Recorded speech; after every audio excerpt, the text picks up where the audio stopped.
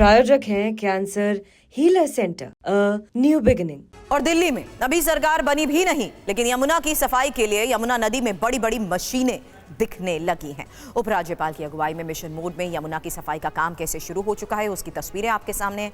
यमुना नदी से कचरा निकालती हुई मशीनें साफ नजर आ रही हैं।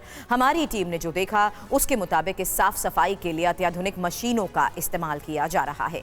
इनमें 50 स्कीमर मशीन्स के साथ साथ 2 वीड हार्वेस्टिंग मशीन्स और 1 DTU मशीन भी लगाई गई है। कुल मिलाकर 7 मशीन से फिलहाल यमुना की साफ सफाई का काम शुरू कर दिया गया है। यह काम दिल्ली के ITO और वासुदेव घाट से शुरू किया गया है।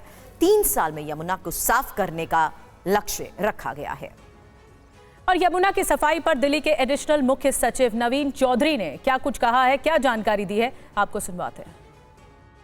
कंबाइंड एजेंसीज बनाने की है यमुना सफाई को लेकर या कुछ वॉर रूम टाइप से?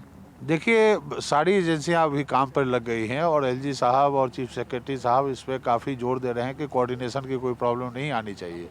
अगर कोई स्ट्रक्चर बनाने की ज़रूरत पड़ेगी तो सरकार बच जाने के बाद उस पर गौर होगा, लेकिन इस वक्त कोई प्रॉब्लम नहीं है। हर एजेंसी अपना काम शुरू कर चुकी है। जिनको सीवेज ट्रीटमेंट प्लांट पे काम करना है वहाँ काम कर रहे हैं, जिनको इंडस्ट्रियल एफ्लुएंट पे काम करना है वहाँ काम कर रहे हैं, और फ्लड कंट्रोल डिपार्टमेंट अभी यमुना से ठोस कचरा निकालने पे लगी हुई है। और ये सारे काम पूरा करने का लक्ष्य 2 साल का है, सो दैट 27 में किसी भी वक्त यमुना को 100% क्लीन घोषित किया जा सके। तो यमुना की सफाई का काम कैसे शुरू हो गया उसकी तस्वीर आपने देखी, लेकिन सफाई का ये पूरा प्लान है क्या? TV9 संवाददाता कुमार कुंदन की ये रिपोर्ट देखिए। प्रयागराज में आपने एक मशीन देखी होगी, जिस मशीन में फ्लोटिंग मटेरियल्स को डिस्पोज ऑफ करने के लिए वो मशीन लगाई गई और काफ़ी पॉपुलर भी हुई। योगी आदित्यनाथ का वो जो मॉडल था, उस मॉडल की मशीन की काफ़ी चर्चा भी हो रही है। बात अगर हम दिल्ली की करें तो दिल्ली में भी ये वीड सीडर मशीन लगाई गई है, वीड हार्वेस्टर मशीन लगाई गई है, और ये मशीन भी उसी तरीके से जो खरपतवार और तमाम तरह की चीज़ें हैं उसको वो एक बार में निकालता है। अब सवाल उठता है कि किस तरीके से और कैसे। अब इस मशीन में एक बार में 2.5 टन वीड जो है वो हार्वेस्ट कर सकता है। मतलब कि यमुना के कचड़े की बात करें, जिसमें कि जलकुंभी और तमाम तरह की चीज़ें होती हैं, वो एक बार में 2.5 टन की जो है चीज़ों को ये निकाल सकता है। और फिलहाल इस वीड हार्वेस्टर मशीन को ITO घाट पर लगाया गया है और यहाँ से लेकर कालिंदी कुंज तक की सफाई इस वीड हार्वेस्टर मशीन से होगी। बहुत बड़ी संख्या में जो जलकुंभी है यमुना में, वो उसकी अविरलता को बहुत तो प्रभावित तो नहीं करती, लेकिन हाँ ज़रूर है कि उससे उसका पारिस्थितिकी तंत्र कई मामलों में बिगड़ता भी है।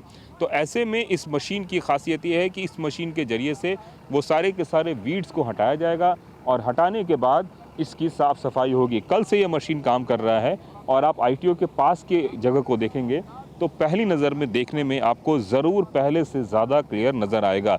मतलब एक दिन में अगले 2 से 3 घंटे में ये 2.5 टन कचरा निकाल देता है। इस मशीन की ये खासियत है और बड़ी तादाद में बड़े पैमाने पर ये मशीन काम करना शुरू कर दिया है और धीरे धीरे ये काम तेज़ी से और युद्ध स्तर पर चल रहा है। तो प्रयागराज में जो तस्वीर आपने देखी थी उसी तरीके से उसी तर्ज पर यह मशीन काम कर रही है और बताया जा रहा है कि देश के सबसे उन्नत मशीनों में से एक मशीन ये है। तो क्या अब सवाल उठता है कि क्या जिस योगी मॉडल की सफाई हुई है वही मॉडल दिल्ली में भी अख्तियार किया जाएगा? कई सारे लोग इसको कई तरीके से देख रहे हैं, लेकिन एक चीज़ जो सबसे तय है वो ये है, ये मशीन। और इस मशीन की जो खासियत है वो आपको देख रहे होंगे, खास करके जो पूजा पाठ करने के बाद लोग फूल और फल और तमाम तरह की चीज़ें यमुना में प्रवाहित करते हैं, उसको ये बहुत ही आसानी से कैच करता है। और ये आप देखिए कि किस तरीके से ये खींचते जा रहा है और इस तरीके से इसके पीछे जाके वो कचरा समाहित होता जा रहा है। तो ये वीड हार्वेस्टर मशीन यमुना में उतारा जा चुका है।